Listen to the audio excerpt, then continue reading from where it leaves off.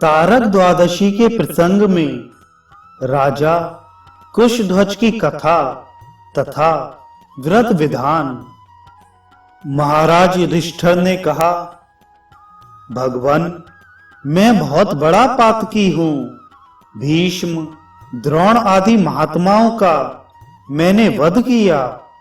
आप कृपा कर कोई ऐसा उपाय बताएं जिससे मैं इस वध रूपी पाप समूह से छुटकारा पा सकूं। भगवान श्री कृष्ण बोले, महाराज, प्राचीन काल में विदर्भ देश में एक बड़ा प्रतापी कुशध्वज नाम का राजा रहता था। किसी दिन वह मृग्या के लिए वन में गया। वहां उसने मृग के धोखे में एक तपस्वी ब्राह्मण को बाण से मार दिया। मरने के बाद उस पाप से उसे भयंकर रौरव नरक की प्राप्ति हुई। फिर वह बहुत दिनों तक नरक की यातना को भोग कर भयंकर सर्प योनि में गया। सर्प योनि में भी उसने पाप किया। इस कारण उसे सिंह योनि प्राप्त हुई। इस प्रकार उसने कई निंद योनियों में जन्म लिया और उस योनि में पाप कर्म करता रहा। इस कर्म विपाक से उसे कष्ट भोगना पड़ता था, चूंकि उसने पूर्व जन्म में तारक द्वादशी का व्रत किया था। अतः उस व्रत के प्रभाव से इन पाप योनियों से वह जल्दी जल्दी मुक्त होता गया। अंत में पुनः वह विदर्भ देश का धर्मात्मा राजा हुआ। वह भक्ति पूर्वक तारक द्वादशी का व्रत किया करता था। उसके प्रभाव से बहुत समय तक निष्कंटक राज्य कर मरने पर उसने विष्णु लोक को प्राप्त किया। राजा युधिष्ठिर ने पूछा, कृष्णचंद्र, इस व्रत को किस प्रकार करना चाहिए? भगवान श्री कृष्ण ने कहा, राजन, मार्गशीर्ष मास के शुक्ल पक्ष की द्वादशी को तारक द्वादशी व्रत करना चाहिए। प्रातः काल नदी आदि में स्नान कर तर्पण पूजन आदि संपन्न कर सूर्यास्त तक हवन करता रहे।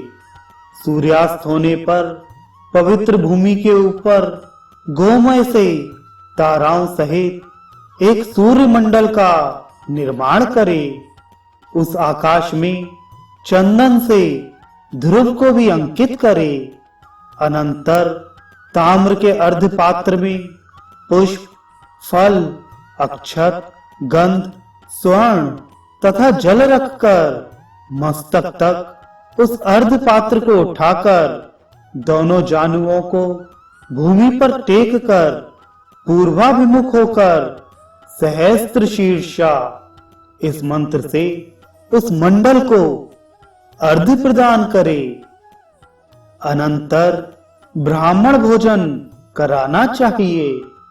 मार्गशीर्ष आदि 12 महीनों में क्रमशः खंड खाद्य, सोहालक, तिल तंडुल, गुड़ के अपूप, मोदक, खंडवेष्टक, सत्तू, गुड़ युक्त पूरी, मधुशीर्ष, पायस, घृतपर्ण और कसार का भोजन ब्राह्मण को कराए। तदनंतर क्षमा प्रार्थना कर मौन धारण पूर्वक स्वयं भी भोजन करे। उद्यापन में चांदी का तारक मंडल बनाकर उसकी पूजा करे। मोदक के साथ 12 घड़े तथा दक्षिणा के साथ वह मंडल ब्राह्मण को निवेदित कर दे।